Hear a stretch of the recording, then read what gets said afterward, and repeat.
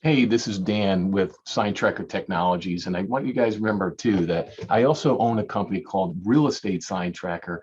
And this time last year, we did nearly 1,000, if not over 1,000 stops too. And I wanted to talk to you today about your database, your client database, not my client database.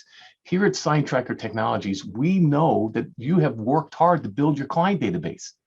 They are your clients. They're not my clients or Doug's clients or Joy's clients or anyone else on the team here, James's client. They're not our clients. They're your clients. So why would you want to go anywhere else where you do not have complete control of your clients? You've worked hard for them. I don't want to go somewhere where I've spent money, I've spent time marketing, trying to get someone to use me for a freaking installation that's going to cost them like $50. I spent so much money and time to get them, and then I'm going to lose them because someone's going to underbid me. That's ridiculous.